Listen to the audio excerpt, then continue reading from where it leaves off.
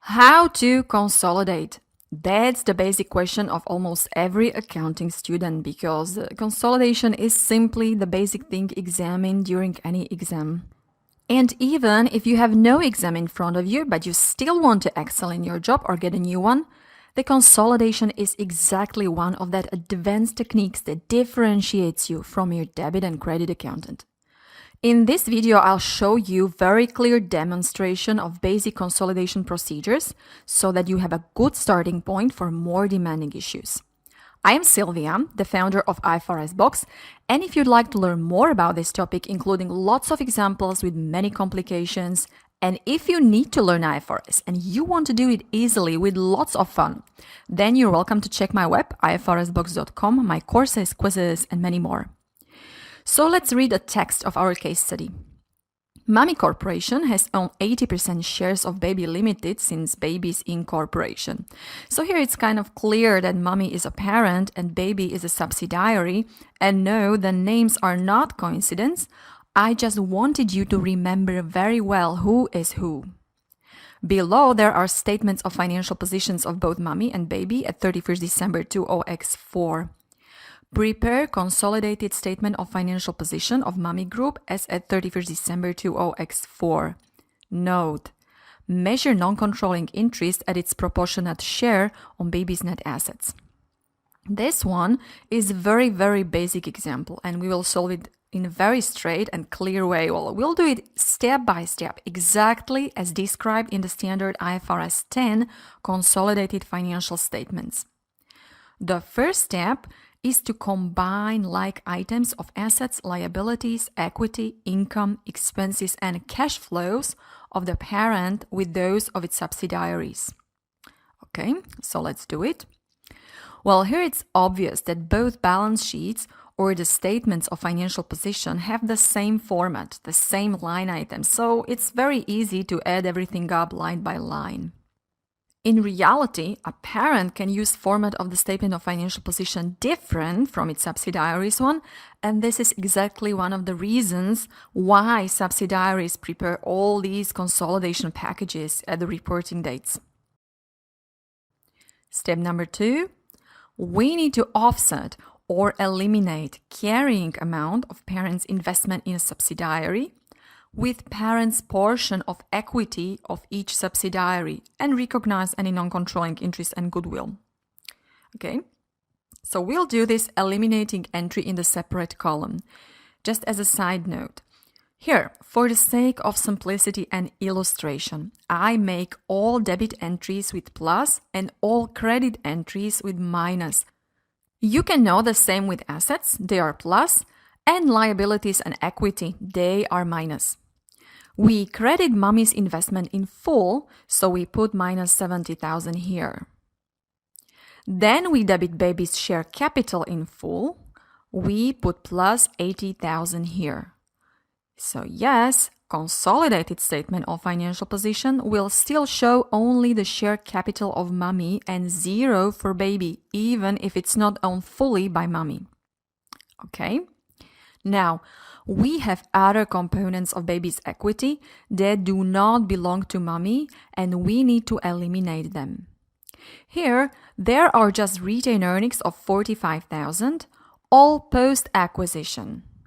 What post-acquisition means that retained earnings were generated after Mommy acquired Baby, okay? Well, how do we know that they are all post-acquisition? Well, the question says that Mommy acquired Baby's shares right on its incorporation, so since Baby's beginning. Well, let's not complicate things with pre-acquisition things, but you should remember that you need to differentiate between the pre-acquisition and post-acquisition equity.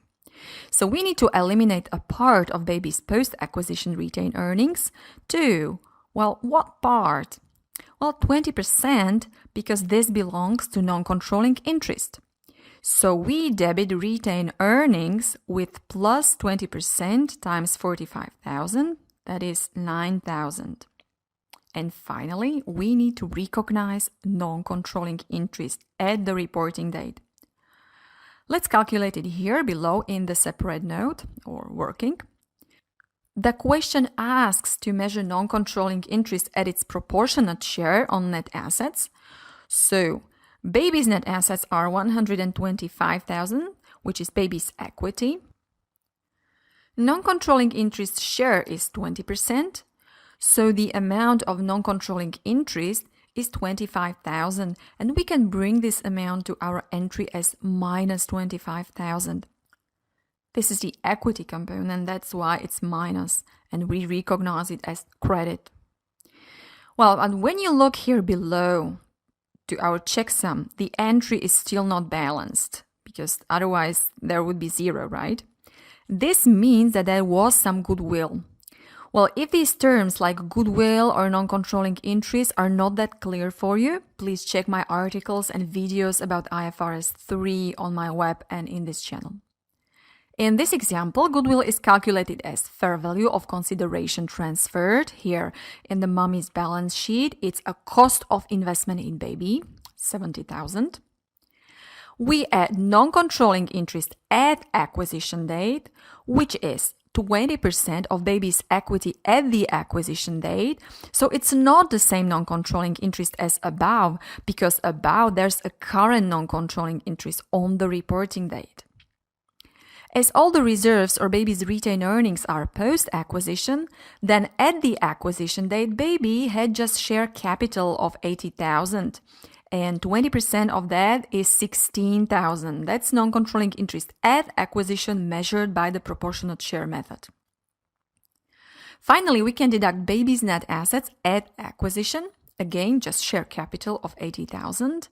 And when we add it up, goodwill is 6,000.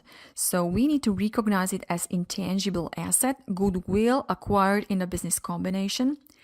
And in this case, don't forget to perform annual impairment test of goodwill. See, our entry is balanced now. Checksum below the table shows zero, so we're okay. Step number 3 is to offset or eliminate in full intragroup assets, liabilities, equity, income, and expenses and cash flows relating to transactions between companies in the group, because from the point of view of external users to the group, there is no transaction. So when you look here, mommy has a receivable to baby amounting to 8,000. And baby has a payable to mommy amounting to 8,000. So how do we eliminate it? We simply debit payables with 8,000 and credit receivables with the same amount.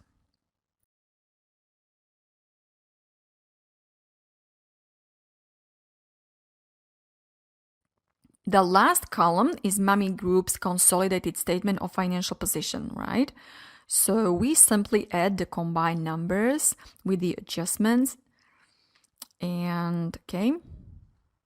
So now look, mommy's financial investment in baby is 0. So is the baby's share capital. And that's great, that's okay. Now, group retained earnings show some strange number here, because this is not simple addition of mommy plus baby. So, group's retained earnings should be equal to mommy's retained earnings of 62,000. Then mommy's share on baby's post-acquisition retained earnings, which are full retained earnings in this case, and that is 80% of 45,000, which is 36,000. And that's it. There was no other consolidation adjustment. So we can add it up and we get 98,000. Which is exactly the same amount as in our consolidated balance sheet. Well, everything else in this balance sheet makes sense. Non-controlling interest is 25,000 as we calculated.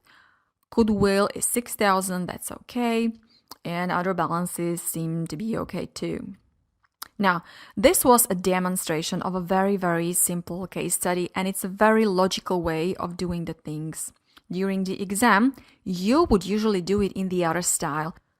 You would just calculate everything in workings, as I did here below, and you would simply enter these numbers to consolidated statement of financial position without all these columns.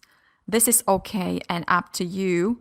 Use this method if it's better for you, but warning, While it's wonderful for the exam, it's not so wonderful in the real life when there is much more transactions, and if you want to calculate consolidated retained earnings, for example, then you can easily forget something, and as a result, the numbers will not balance. Therefore, I prefer doing it this accounting sort of way. However, you can visit my website, look for the article Example How to Consolidate, and download the Excel file where I solved the same case study by both ways, this way and the exam style way. If you're interested in more detailed explanation of the group accounting or our case studies, examples teaching you how to prepare consolidated financial statements with more demanding issues, please check out our IFRS kit or subscribe for free weekly newsletter at ifrsbox.com. Bye bye and thanks for watching.